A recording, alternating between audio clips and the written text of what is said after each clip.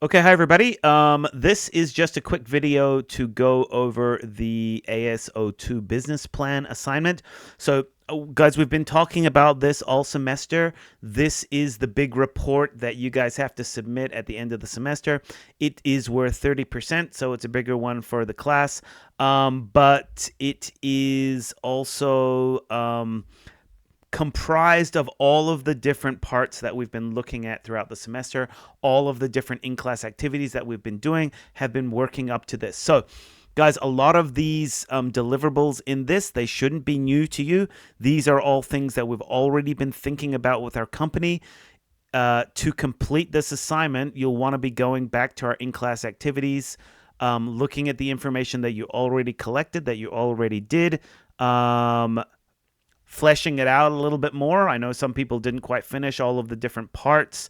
You'll want to make sure you've got enough information in there and then put it all together as part of this business plan.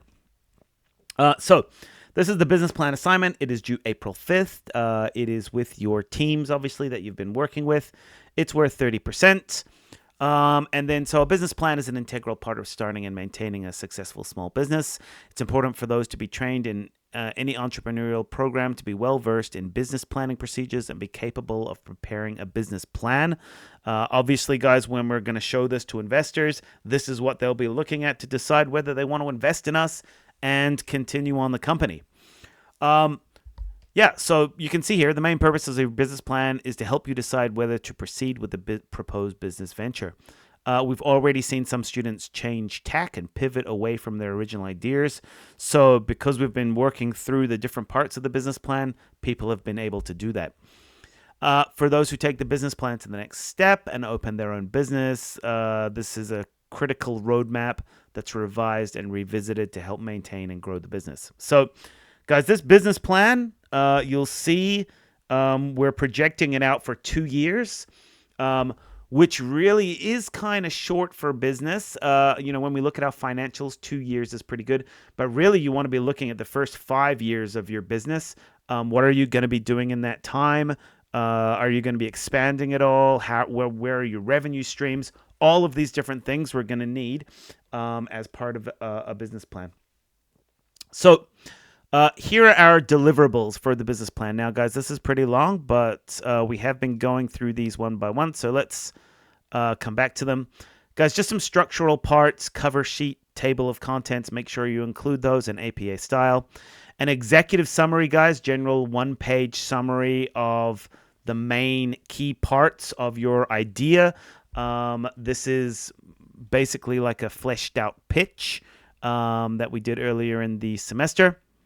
Now, number 4 here, industry analysis. We've already done a lot of this, guys. So this you should be able to pull in. You should be able to use stats and facts and academic evidence that we've looked at to support this. Okay, so make sure you're using the Okanagan College Library to actually go over this and find information for this.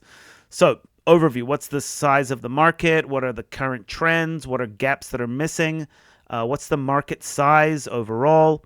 Who are your target customers, primary, secondary, and referral? Who is your competition? So we did all of these guys in the first half of the semester. So you can go back and look at that information and pull that into your assignment here. Your product strategy. So we talked a little bit about this. We didn't do a ton on product strategy, but what are the features of your product? What are the benefits? What is the unique value proposition, the UVP? So how is your product different to other people's products? What is the development of the product over time? So do you have plans to change it over time? And do you have any proprietary property, any intellectual property, patents, copyrights, trademarks, those types of things? Okay, then we're talking about the pricing and promotional strategies. So what are your objectives there?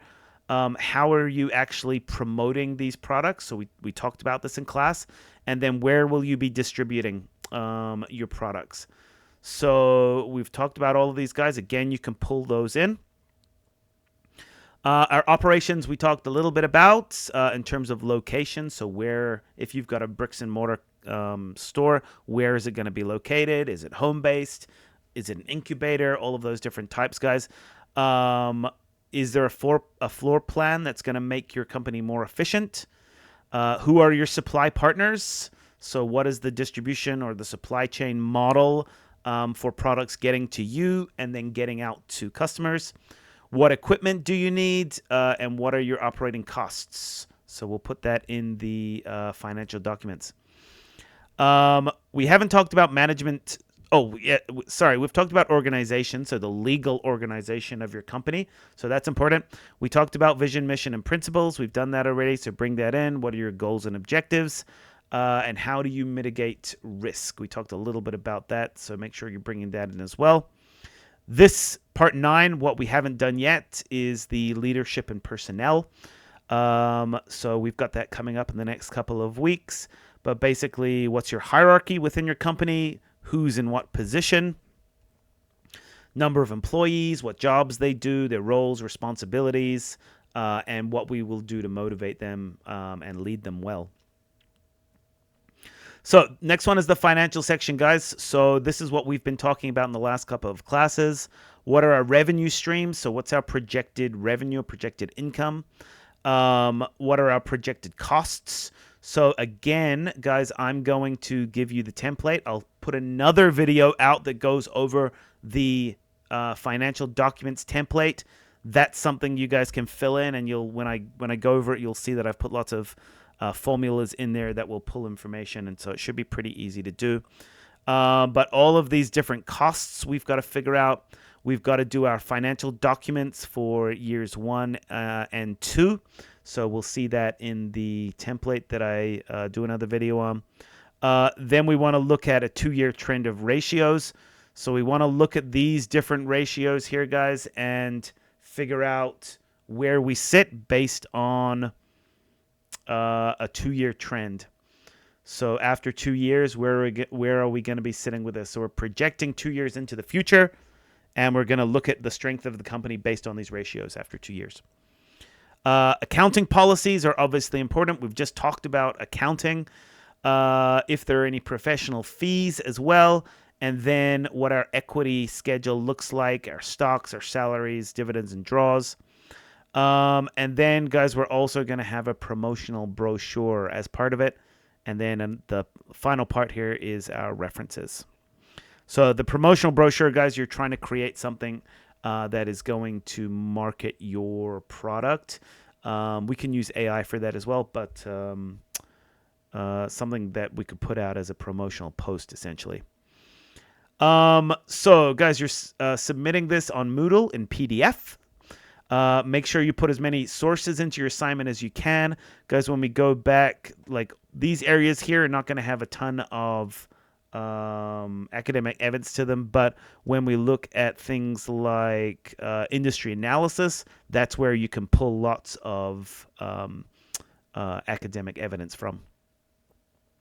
And you've got to be realistic with your forecast, guys. Often people are overly optimistic with their forecasts, and then they don't come true. And your investors are not happy because they were promised that this would be what would happen, and it doesn't. So you've got to make sure that you're realistic, guys. People almost always overestimate what they think they'll be making. And again, guys, I don't know if we've looked at this yet, but this is the rubric for academic submissions for myself. It's broken up into 10 different areas. There's 3 different sections here: answers, evidence, and presentation. Within those, there are 10 different areas. So we've got your answer relevance, your answer reasoning, your answer depth. So for all of the deliverables, have you given information relevant to what is requested? How have you explained that information? Like, how does it actually connect to what's required? And then how deep have you gone? Is it more than just superficial, or is it actually in depth? Then evidence is the same. So is the evidence relevant to your company? Is it credible? And is there a good depth of evidence? And then your presentation of your submission. So do you engage with the audience? This is audience engagement. So are you able to, write it for the right target audience? Is it well organized? Are the ideas well organized? Are they clear and easy to follow? And is everything done professionally? So is it market ready? right? Make sure, guys, this is, you're going to present it like a professional business plan that you would give to an investor. So have you done everything professionally here? So 10 marks for each of these guys. There's 10 areas, so a total of 100 marks there. And we can see if you don't submit anything or plagiarism, that's 0 points there down the bottom. But we've got 10 points is market ready. So we could give this to a company and they would accept it as a professional submission. Market quality, maybe it could go out to the market, but it's got mistakes in it. It's not market quality in some areas. That means that it's not ready to even go out to anybody. Not market quality in many areas, so it's got lots of mistakes, missing lots of information. And then a 2 point here is most areas are not market quality. Okay, so guys, please, I'll put this up in Moodle. Please have a look at it, download it. This is what we're going to be working towards, and will be due in about a month's time on April 5th. Yeah, let me know if you've got any questions. epi@okanagan.bc.ca.